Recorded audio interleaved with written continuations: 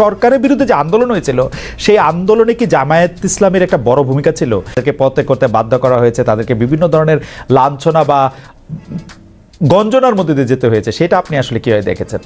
আমি আপনাকে আজকে একটা কথা দিয়ে গেলাম এই প্রোগ্রামের মাধ্যমে, শুনে রাখেন ভালো করে এবং এটা পরিষ্কার করে বলতে চাই,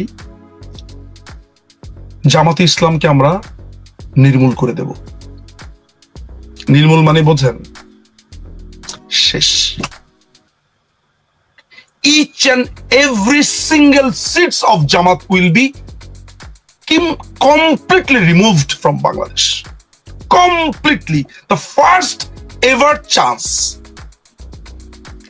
এই বাংলাদেশে প্রথম সুযোগে, the first ever chance, আমরা জামাতকে কমপ্লিটলি এই দেশ থেকে রিমুভ করে দেব। একদম কোনো কথা নাই এইটাতে, কোনো ধরনের আমার মধ্যে অন্তত পক্ষে ডিসপিউট এবং কোনো ধরনের কনফিউশন নাই। জামাত এই দেশে রাজনীতি করতে পারবে না। সিম্পল, খুবই পানির মতো সোজা। খালি অপেক্ষা করছি প্রথম সুযোগে, ফার্স্ট এবার, মানে একদম প্রথম চান্সে এদেরকে শেষ করে দেব। কিভাবে শেষ করব? হত্যা করে, খুন করে না। হত্যার রাজনীতি করব না, মারামারির রাজনীতি করব না। ফার্স্ট এভার চান্সে এদের আদর্শ শেষ করে দেওয়া হবে। কিভাবে? সেটা স্ট্র্যাটেজিক ভাবে মাথায় রাখতে হবে। আবারও বলছি, কোনো হত্যা না, কোনো খুন, লুটপাট, কিচ্ছু না। আদর্শিক ভাবে জামাতের রাজনীতি শেষ করে দেওয়া হবে। এটা আপনাকে আমি পরিষ্কার করে আজকে আমি বলে গেলাম। একটি গ্রহণযোগ্য নির্বাচন অন্তর্বর্তী সরকারে করতে হবে। একটি জনপ্রিয় প্রশ্ন এরকম যে আপনারা আওয়ামী লীগকে নির্বাচনে অংশ নিতে দেওয়ার পক্ষে নাকি বিপক্ষে? আওয়ামী লীগ আপনাদের কোনো রাজনৈতিক স্পেস না নিলেও আপনি আওয়ামী লীগের নাম উল্লেখ না করে কোনো ধরনের জুলুম না করার কথা ঘোষণা দিয়েছেন। অনেকে বলেছেন যে এই ঘোষণা না দেওয়ার কে আপনি? এই প্রসঙ্গেও যদি একটু আপনি বলেন। না, এই ঘোষণা দেওয়ার কে প্রশ্ন করেছে? জি, আসলে আমি আওয়ামী লীগের নাম নেই আর আওয়ামী লীগকেও আমি ইন্ডিকেট করি। শুধু আওয়ামী লীগ আমাদের উপরে জুলুম করে নাই, আরো অনেক পক্ষ আমাদের উপরে জুলুম করেছে।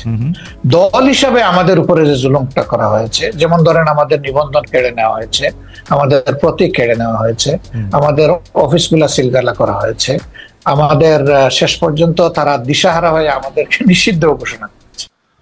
এবং এদেরকে রিমুভ করবার জন্য, এদের কারণে যেটা আপনি প্রশ্নটা করেছেন যে বিএনপি কে এরা এর আগেও অর্ধেক গিলে খেয়েছে বা অর্ধেকেরও বেশি, যাদের কারণে প্রহারও করতে হয়েছে।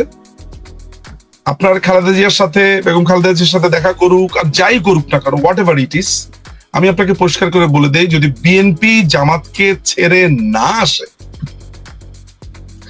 বিএনপিকে আস্ত শেষ করে দেবে এই জামাত, একদম নির্মূল করে দেবে বিএনপিকে। বিএনপি আমি জানি না বোঝে কি বোঝে না, জানে কি জানে না, হোয়াট এভার, কিন্তু এটা আমার অ্যাজ এ দূরের থেকে এটা মনে হয় বিএনপির সিদ্ধান্ত বিএনপি নিজে নেবে। তবে জামাত থেকে তারা যদি না আসতে পারে, সরে না আসতে পারে, তাহলে বিএনপি শেষ হয়ে যাবে। বিএনপির মধ্যে একটা বড় অংশ আছে, বিশেষ করে ছাত্র দলে, এটা আমার একদম ফার্স্ট হ্যান্ড নলেজ থেকে বলছি, বিএনপির ছাত্র দলের একটা বড় অংশ আছে যে জামাত শিবিরকে রীতিমতো ঘৃণা করে। অফ দ্য টপিকে এবং অফ দ্য রেকর্ডে এই শিবিরগুলোকে দেখলেই ছাত্রদল ট্যাং করে মানে মাথা গরম হয়ে যায়। দলীয় কারণে মনে হয় অনেক কিছু করতে পারে না, কিন্তু এদের একটা বড় অংশ জামাতকে অপছন্দ করে, এটা আপনি নিশ্চিত থাকেন। দলীয় স্ট্র্যাটেজির কারণে হয়তো তারা অনেকে অনেক কিছু বলতে পারে না, করতে পারে না, তবে এটা নিশ্চিত। সুতরাং বিএনপির উচিত হবে তাদের রাজনৈতিক, তাদেরকে যেভাবে কোণঠাসা করবার চেষ্টা করা হচ্ছে, জামাত যেভাবে তাদের ABCDEFGH টিম বানাচ্ছে, এই টোকাইদের এনসিপি পার্টি বলেন, এবি পার্টি বলেন, তারপরে আপনার যা কিছু দেখছেন আশেপাশে যেগুলো দেখছেন, এগুলো সবকিছুই হচ্ছে জামাতের একটা বাই প্রোডাক্ট। জামাতি এরা নানান জায়গাতে, জামাত ভালো করেই জানে যে তারা ক্ষমতায় আসতে পারবে না, স্ক্যাটার্ড হয়ে দেশটাকে তারা জাস্ট ক্যাপচার করা। জামাতের টার্গেট হচ্ছে 2035 থেকে 40 সালের মধ্যে এই দেশের শাসন ক্ষমতায় আসা, এটা হচ্ছে জামাতের টার্গেট। এটা আমি আপনাকে বলে দিলাম। সুতরাং জামাতের ব্যাপারে সিদ্ধান্ত বাংলাদেশ আওয়ামী লীগ নিশ্চয়ই নেবে, এবং আমি নিশ্চিত, যেহেতু আমি দলের একজন সমর্থক, দলের মূল যেই নেতা নেত্রী তারা হয়তোবা মূল সিদ্ধান্ত নেবে। একজন সমর্থক হিসেবে আমি পরিষ্কার করে বলতে চাই, জামাত আমরা আমাদের প্রথম সুযোগে এই জামাতের আদর্শকে শেষ করে দেব, এটা হচ্ছে আমাদের অবস্থান। এবং আমি মনে করি যে বিএনপির সরে আসা উচিত জামাতের কাছ থেকে। এই টোকাই সরকারের প্রধান ইউনূস তো আপনার ওইখানে গিয়ে অলরেডি বলে এসেছে যে তাদের ব্যবসা যাতে সম্প্রসারণ করে তারাই হচ্ছে সমুদ্রের গার্ডিয়ান, এবং 7টা যে রাজ্য আছে যেটাকে আমরা 7 সিস্টার হিসেবে জানি ভারতের, তারা তাদের স্থল দিক দিয়ে তারা ঘেরা,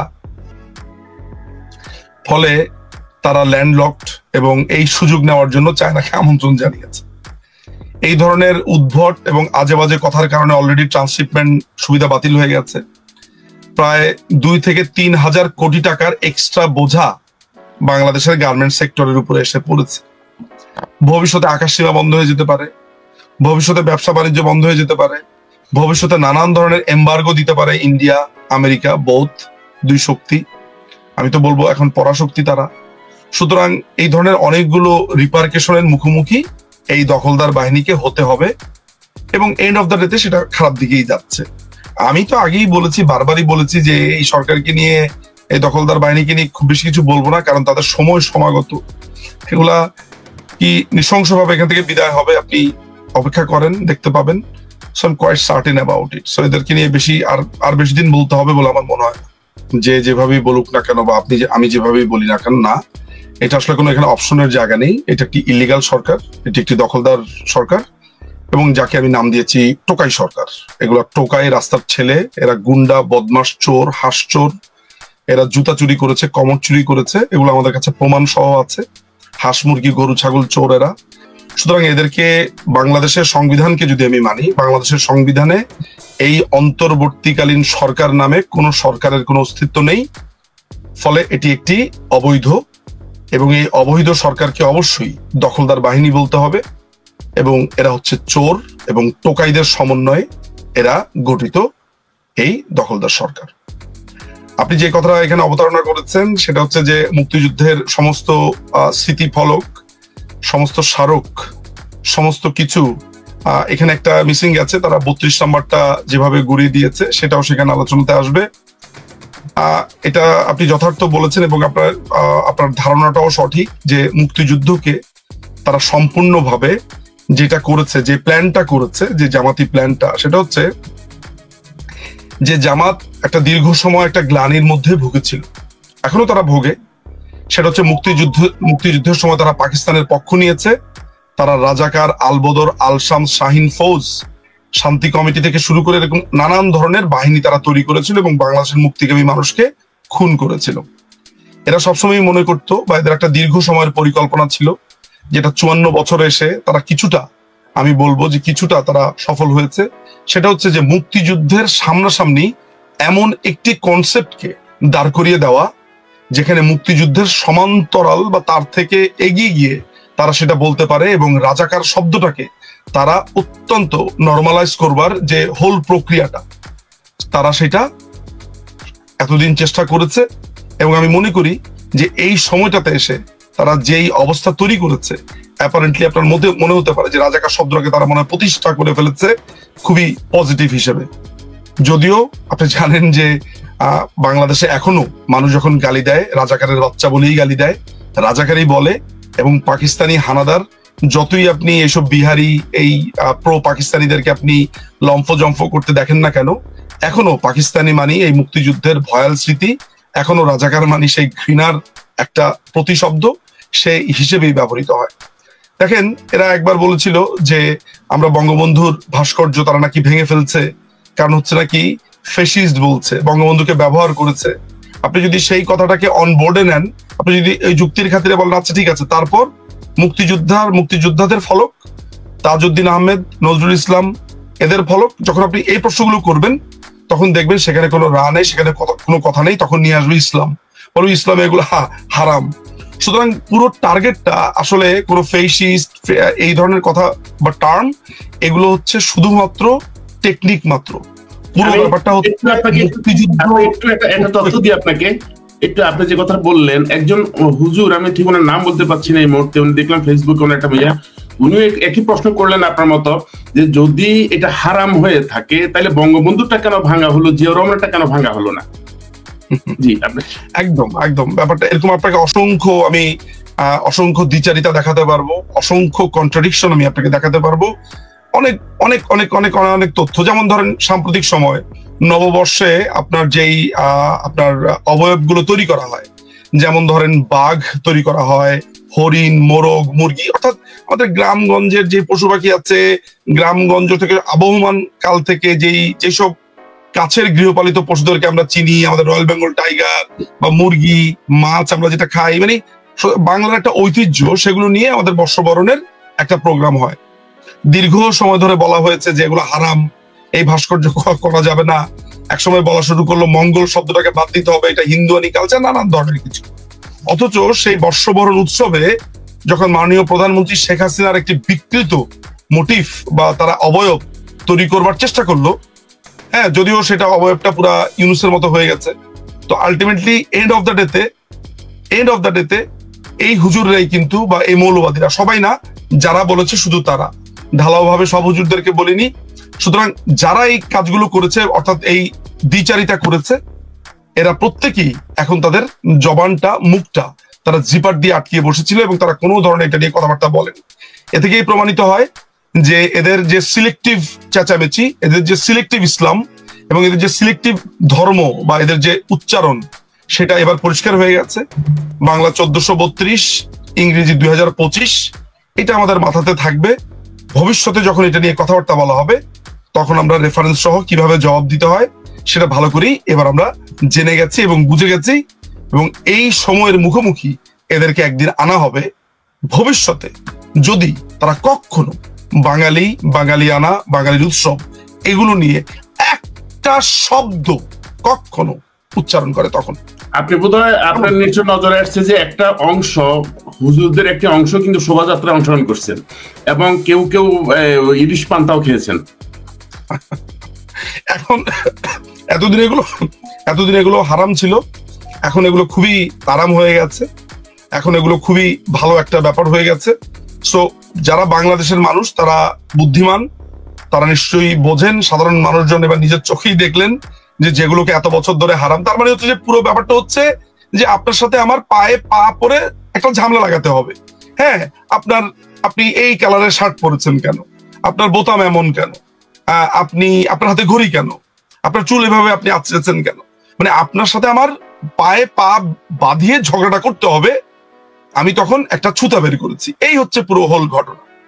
ফলে সামগ্রিকভাবে আপনার প্রশ্ন উত্তর হচ্ছে যে মুক্তিযুদ্ধ, মুক্ত বুদ্ধি যুক্ত প্রগতিশীলতা, এই প্রগতি, উৎকর্ষ, বিজ্ঞান, এই প্রত্যেকটাই হচ্ছে এদের টার্গেট ছিল এবং এইটার বিরুদ্ধেই ওদের এই চর্চা ছিল। এই আপনার যে বাংলাদেশের বাংলাদেশের কালচারাল অঙ্গনটাকে যে কলুষিত করেছে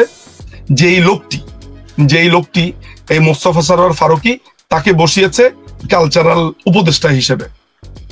এই অবৈধ দখলদার এক একটা চয়েস কাকে করেছে দেখেন, প্রত্যেকটা বাংলাদেশ বিরোধী সুদ। আপনি লিটনের ফ্ল্যাট, এই কথার সাথে নিশ্চয়ই পরিচিত আছেন। তারপরে 80 বছরের বৃদ্ধকে দিয়ে আপনার দেখানো হয়েছে যে 16 বছরের মেয়ের সাথে আপনার নানান ধরনের নোংরা সম্পর্ক দেখানো হয়েছে। সেখানে একটা পুতুলের সাথে যৌন সঙ্গম করে, সেটা এখানে নরমালাইজ করা হয়েছে। সেখানে সাধারণ মুসলিমদেরকে জঙ্গি দেখাবার একটা প্রবণতা সে তৈরি করেছে, সেইটা ফারুকী করেছে। আমাদের নাটক সিনেমাতে আইসি, গেসি, খাইসি, মারসি, ধরসি, এই টাইপের শব্দ, এই শব্দগুলো একেবারেই ধরেন কথ্য, স্বাভাবিকভাবে মানুষজন ব্যবহার করে, কিন্তু সেটা কখনোই প্রমিত বাংলা ছিল না। এইটাকে নরমালাইজ করবা পুরো ধারাটা ও তৈরি করেছে। এবং আপনি বোধহয় এটা লক্ষ্য করছেন যে এখানে এই ফারুকী সাহেবের বিভিন্ন নাটকে এমন কিছু অশ্লীল শব্দ ব্যবহার করা হয়ে থাকে এবং সেখানে টিপ দিয়ে রাখা হয়। তো একদম একদম একদম এবং মানে আপনি তার নাটক, সিনেমা এগুলো থেকে আপনি শব্দগুলোকে কেটে কেটে কেটে কেটে আপনি 500টা পর্ব করে দর্শকদেরকে দেখাতে পারবেন, মানে এতটাই সে নোংরামো করেছে।